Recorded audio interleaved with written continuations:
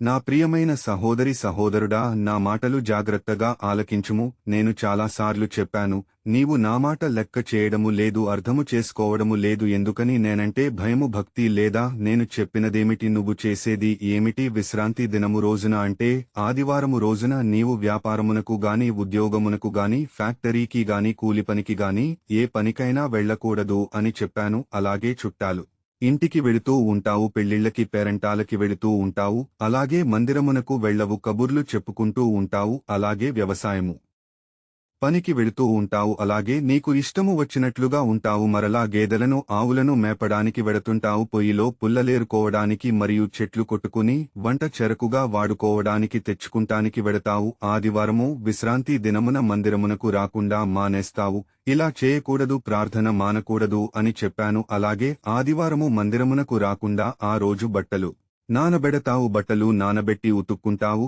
మరియు ఆదివారము షాపింగ్ మాల్కి వెళ్తావు, సినిమాలకి వెళ్తావు, షికారులకు, పార్కులకి, పిక్నిక్లకు వెడతావు.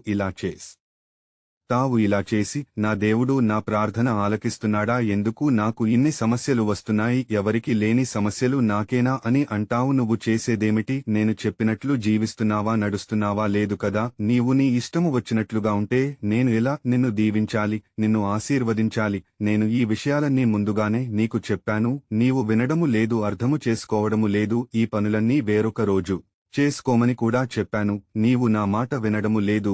బైబిల్ వాక్యము చదువు. నా విశ్రాంతి దినమున వ్యాపారము చేయకుండా నాకు ప్రతిష్ఠితమైన దినమని నీవు ఊరకుండిన ఎడల విశ్రాంతి దినము మనోహరమైనదనియు, యెహోవాకు ప్రతిష్ఠిత దినమనియు, ఘనమైన ధనియు అనుకుని దాని ఘనముగా ఆచరించిన ఎడల నీకు ఇష్టమైన పనులు చేయకయు, వ్యాపారము చేయకయు, లోకవార్తలు చెప్పుకొనకయు ఉండిన ఎడల నీవు యెహోవాయందు ఆనందించెదవు. దేశము యొక్క ఉన్నత స్థలము మీద నేను నిన్నెక్కించెదను, నీ తండ్రియైన యాకోబు స్వాస్థ్యమును నేను భవములో ఉంచెదను. యెహోవా సెలవిచ్చిన వాక్కు ఇది. యెషయా గ్రంథము 58వ అధ్యాయము 13వ వచనము మరియు 14వ వచనము. ఆమెన్.